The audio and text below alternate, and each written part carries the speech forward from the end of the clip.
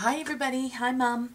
This is just a short tips, tricks, and tools episode. I've had a couple of requests, so I thought since I'm working on a journal I would address those because I'm going to be using them in the next journal. But first I wanted to show you again another journal that I actually work in.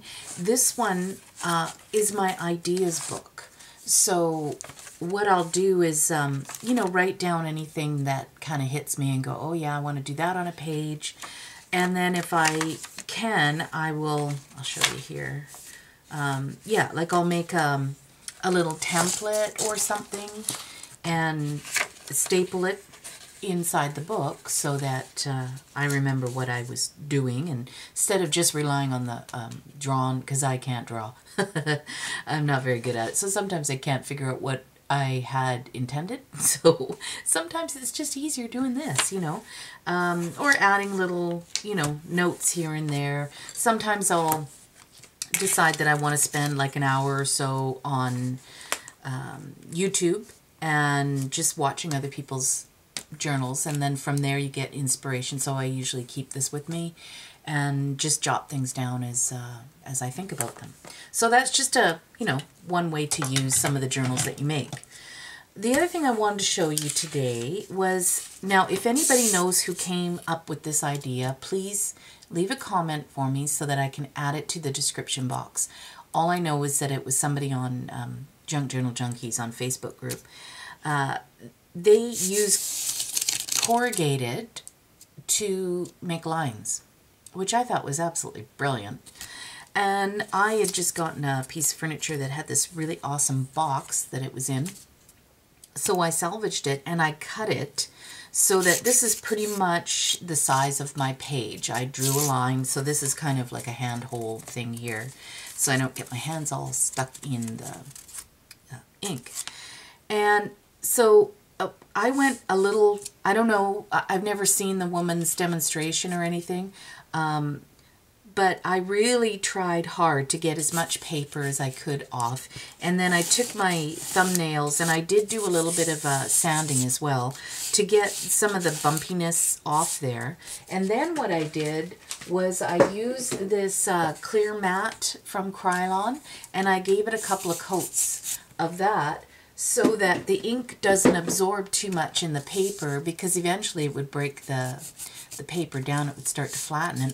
And personally, I don't want to be peeling off more cardstock. Yeah, that was a pain.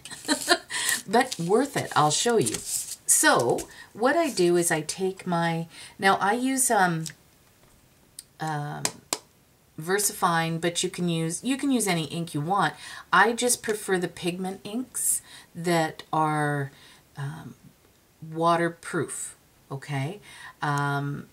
Just because they sit on top of the paper rather than soak into them like, say, Distress ink would. So I use this one. And all I do is just rub it, and I don't necessarily want the whole thing. Sometimes I want sort of a random look to it. And so I take that, and then I've got some tea stained paper here.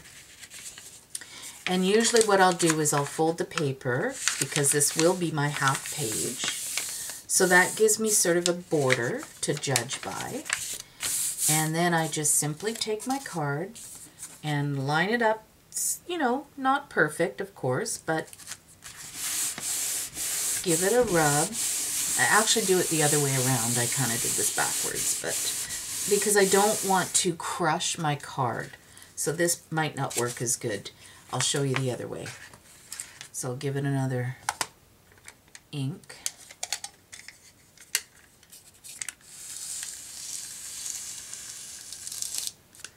Okay.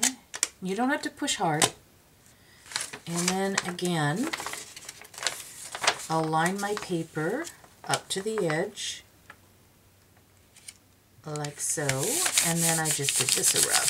This works easier, and you don't have to push as hard. There you go. So you have lined paper, which I thought was super cool. The good part is I can just take this and wipe it off, because I have the matte spray on there. And that's it. Clean.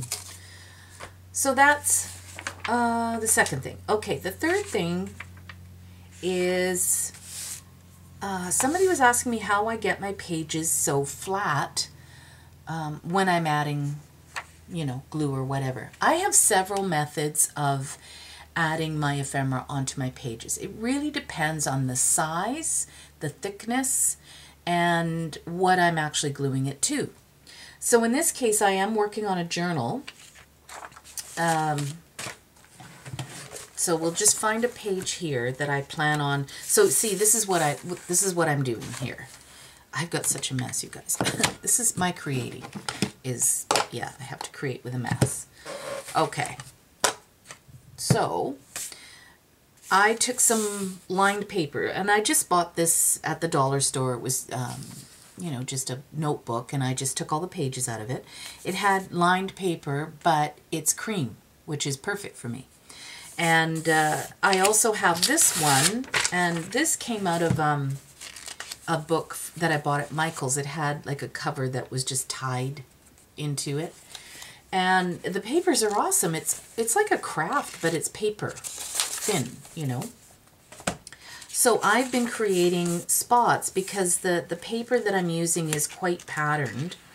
And of course you can't write on that. So this you could. So like this one, for instance. What I've been doing is just tearing the paper. And in this case, I'm not using my ruler because I don't want it straight. I actually want to sort of oval it a little bit.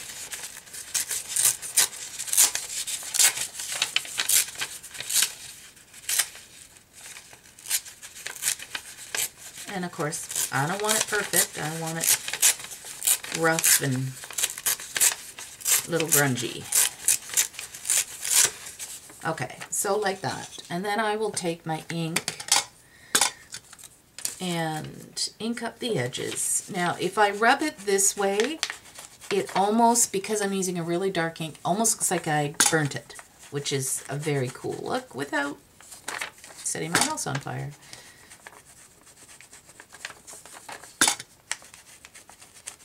I really shouldn't be doing this over my work because it's so old that you get little bits. So I'm just going to move off camera a little bit just to get this done quickly so that I can show you the next step. Okay. Now I'm going to move this aside. Now I use Yes paste. Mine I only had this much left, so I put it in a smaller container to make it easier for me. I use a scrap piece of paper so that I don't get it all over. This is a Heidi Swapp mat. It's sort of a rubbery mat, and it doesn't clean up as easily as my brown craft mat, which is underneath it. But I thought I'd give it a try and see if I liked it. Now, this is the side that I want up, so I'm going to flip it over.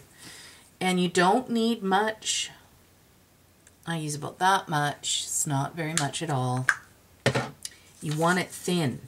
So I just start by smearing it on there, and then really, I'm pushing quite hard. And and I use a metal one just because if you have plastic, fine, it'll work, but it bends much easier than the metal one does. So I tend to like that. You can use an old credit card or gift card or whatever you have, but you kind of want something that's sturdy, just because you do. I know a lot of people have had problems using the Yes paste. They don't really like the finished result. The trick is you need it thin, very thin.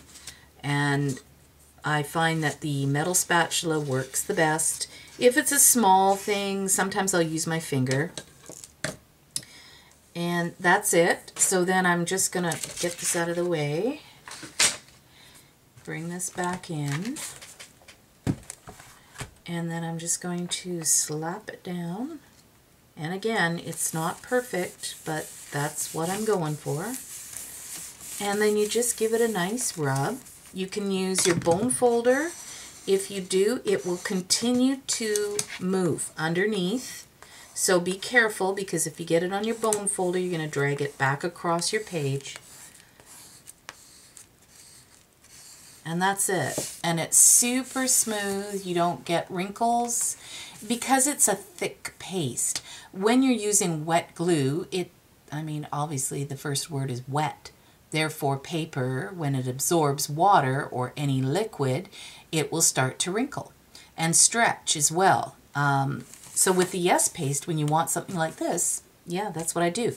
If it's a heavier weight paper, like say a card, this is cardstock, I would use double-sided tape, and then in between that I would do a little bit of wet glue and then stick that down and give it a good rub.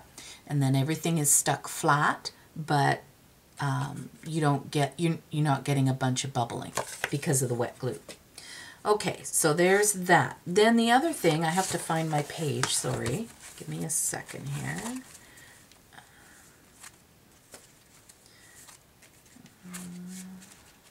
This one.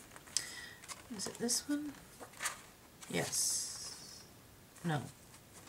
This one. Okay, so I'm working on this page here, and somebody had asked me to do a little demo on the flip out that I forget her name, who did it originally, but it's in my description box of my last video. So it adds an extra writing spot as well as a tuck spot on your page. So you've got, you know, two things really that work well on the page. You've got a tuck where you can add a larger journaling box, but because you've used up part of the space on this side, this folds open and then you've got writing space here. So you actually do not lose any writing space on your page, but it's a good way to add an element to your book. So first off, I start by, you know, usually it's just a scrap or whatever, cut off. This here was just a piece of paper from Michael's, and I sprayed it with walnut ink. I've put it in a spray bottle and added water, and it's probably, well, it's quite a bit gone out of this. I'd say 3/4 of this and then the rest water. If I was to do it again, I would only use maybe half with the rest water. I don't need it that dark. But it's another alternative to, you know, tea stain or coffee staining. And I like the feel. It gives a really cool feel on the paper. Anyway, this measures, I don't know. I have no idea. 1 1/4 across, so it's 3-inch piece of paper. Okay, I've cut it to length already, and then because I want sort of a fancy element, I think I'm going to use a corner punch on it first. And I've been using this throughout the book, so I'm just going to stick with the same one. I'm just going to punch it over my box here. Hopefully that worked. Yeah, see, when the paper's too thin, sometimes you'll get that. So then I just go ahead and it gives an impression, so you can just sort of cut the rest away.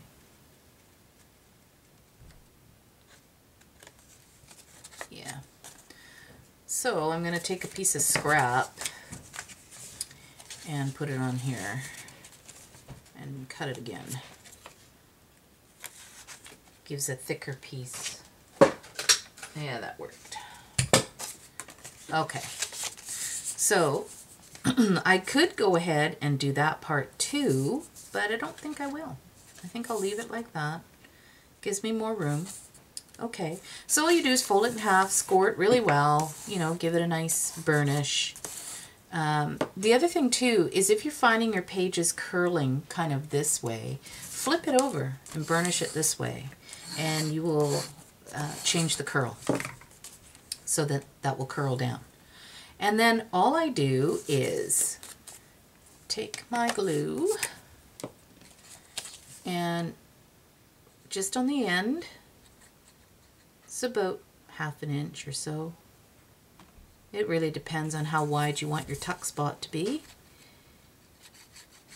And then I go down the edge, making sure it's the right edge.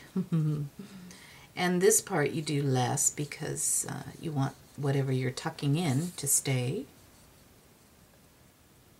That's about it.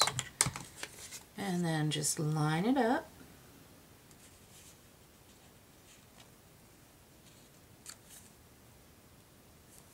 Like that. Then I open it up and then I push it down.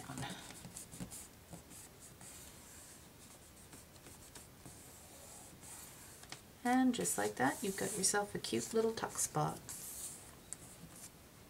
And dressed up the page as well. Now I know that's backwards to you, so it would be like this. So I do it this way so that when it folds in, you've got something to write on. If you did it the opposite way, it would be hanging off your book and it would be harder to write. Okay? That's all I have to show you today. I'm not showing you the book because it's not done. I'm just in the middle of working on it. So when it's complete, you will get a viewing of it. Okay, so thanks for watching, you guys. Have a great day. Bye.